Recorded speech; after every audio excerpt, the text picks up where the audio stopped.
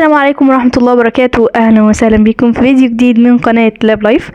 وحشتوني جدا، وحشتوني ان انا اعمل فيديوهات جدا. بقالي تقريبا شهرين 3 ما نزلتش فيديو، ولكن لا اخفي عليكم سرا، هو كان بسبب ضغط الامتحانات والدراسة الحمد لله.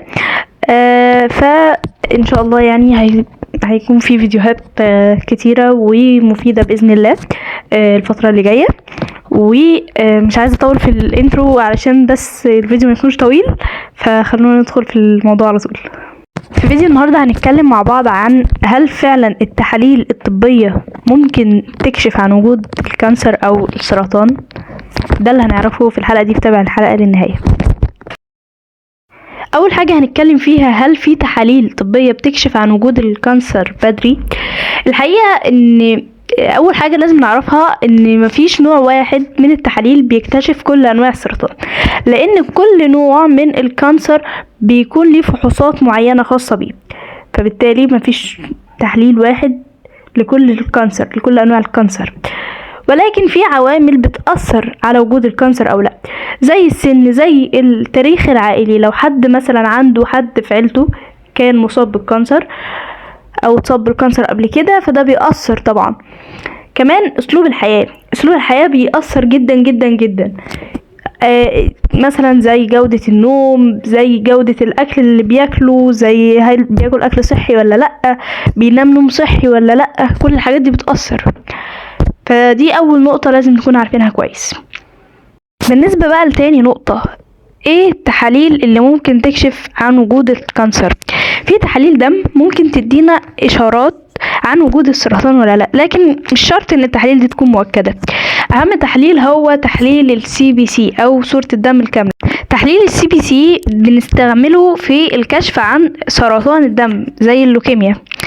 تاني تحليل التيومر ماركرز او دلالات الاورام، دي مواد بتزيد في الدم في بعض انواع السرطان، زي تحليل البي اس اي، ده بيكون مرتبط بسرطان البروستاتا، والسي اي 125 ده بيكون مؤشر على سرطان المبيض، والسي اي اي ده ساعات بيرتفع في سرطان القولون والرئة. يعني لو عملنا تحليل السي اي اي ولقيناه عالي، ده معناه ان في كانسر قولون او رئة. تحليل ال AFP ده بنستعمله للكشف عن سرطان الكبد. لكن خلي بالك ان مش اي ارتفاع في التحليل دي معناه ان في سرطان، لان في حاجات تانية ممكن ترفعها زي الالتهابات او وجود امراض تانية غير السرطان. يعني مش مثلا علشان شخص عمل تحليل السي اي اي ولقى النسبة عالية فيقول خلاص انا عندي سرطان قولون او سرطان رئة، او عمل تحليل الاي اف بي فلقى ان هو النسبة عالية فقال لك خلاص انا عندي سرطان الكبد. لا، التحاليل دي مش مؤكدة ان دي خاصة بالكانسر بس. ارتفاعها ممكن يكون علامة على مرض تاني غير الكانسر، ممكن يكون في التهاب هو اللي معلي نسبة التحليل. فعلشان كده لازم نراجع فحوصات الطبيب المختص، هو الوحيد اللي بيقدر انه يقولك خلاص انت عندك كانسر. فالتحاليل دي بس هي بتساعد، او لو لقيت فيها نسبة عالية فيفضل جدا ان انت تروح لأقرب طبيب مختص ليك علشان يشوف سبب ارتفاع التحاليل دي ايه. بالنسبة بقى للنقطة الرابعة، ايه الفحوصات التانية اللي ممكن تكشف عن وجود السرطان بجانب التحاليل اللي احنا قلناها؟ في فحوصات بتساعد طبعا في الكشف المبكر عن السرطان، زي اختبار الدم الخفيف في البراز، ده بيكشف عن سرطان القولون. ولكن زي ما قلنا ان كل التحاليل دي مش تحاليل خلاص انا لقيت النسبة عالية خلاص انا عندي كانسر كذا، لا، لازم نراجع الطبيب المختص علشان يكمل كل بقى ايه الفحوصات بتاعته، سواء بقى اشعة سواء تحاليل الكشف بتاعه وهكذا. تاني حاجة تحليل فيروس ال HPV، ده بيكشف عن سرطان عنق الرحم. تالت حاجة الماموجرام، دي بتكون فحص مبكر عن سرطان الثدي. ورابع حاجة المنظار القولون، ده بيكشف لي او بيقول لي ان في سرطان قولون. بالنسبة بقى لآخر فقرة معانا، وهي هنقول شوية نصايح كده مهمة او تعمل ايه علشان تكتشف لا قدر الله، ربنا يعافينا جميعا، بس تطمن على نفسك، تعمل تشيك كده على نفسك.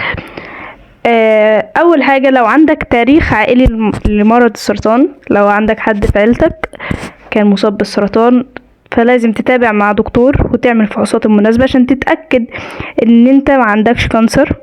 تاني حاجة لو لقيت اي اعراض غريبة ومستمرة زي مثلا فقدان وزن مفاجئ، انت كنت مثلا وزنك 70 كيلو في اسبوع بقيت 50 كيلو، يعني مش معقول. ف لازم طبعا تتابع مع الدكتور.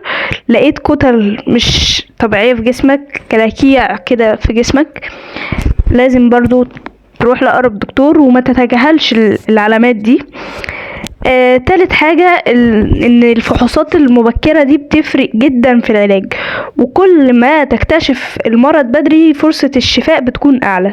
فلذلك ما تتجاهلش اي علامات غريبة، ما تتجاهلش ان حد في عيلتك كان اتصاب بكانسر قبل كده، ما تتجاهلش كل الحاجات دي. اعمل فحوصاتك في اقرب وقت علشان كل ما تكتشف الحاجة بدري هي فرصة الشفاء هتكون اعلى، لان انت اكتشفتها وهي لسه حاجة صغيرة، فما تسيبهاش لغاية ما تكبر.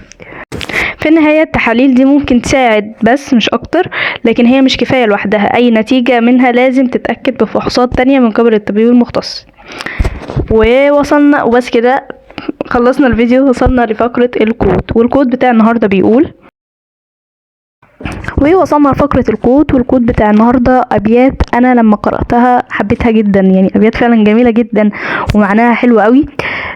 بيقولك ايه بقى: فلربما اتسع المضيق وربما ضاق الفضا، ولرب أمر مسخط لك في عواقبه رضا، الله يفعل ما يشاء فلا تكن متعرضا، الله عودك الجميل فقس على ما قد مضى. يا سلام، أبيات حلوة. معناها ان انت لما رب أمر مسخط لك في عواقبه رضا دي ان انت مهما كنت بتمر بظروف سيئة، مهما كنت بتمر بابتلاءات، مهما كنت بتمر بمشاكل، مهما كنت شايفها بتتعكنن، ربنا شايل لك حاجة احسن، ربنا بيرتب لك حاجة اجمل. المهم ان انت ترضى، وربنا عودك الجميل فقس على ما قد مضى. يعني مفيش مرة انت كنت واقع في مشكلة او في ازمة معينة الا وربنا نجاك منها، حتى لو انت كنت شايف ان اللي انت خدته في النهاية مش اللي انت عايزه، بس ده الخير ليك. ربنا ارحم بيك من والدك ووالدتك، ارحم بيك من اي حد. مش عارف انت نفسك ما تعرفش الخير فين يعني. فعشان كده اي حاجة تحصل لك احمد ربنا، لان هي كده كده هتعدي، يعني الوقت كده كده بيعدي، انما هي ايام ونمضي، الوقت كده كده بيعدي، الوقت كده كده بيخلص. فرضيت مرضيتش الوقت هيخلص، فحاول ان هو يخلص وانت بتحمد ربنا وانت شاكر لربنا، علشان ربنا يكرمك بصبرك وبحسن ظنك فيه في النهاية. وبس كده، ده كان فيديو النهارده، اتمنى ان هو يكون فيديو مفيد، ولو بقى استفدت يعني ما تنساش تعمل لايك وشير وسبسكرايب علشان الفائدة تعم بإذن الله. وإن شاء الله انتظروا فيديوهات جاية بإذن الله تكون كويسة وقيمة ومفيدة. وبس كده، السلام عليكم ورحمة الله وبركاته.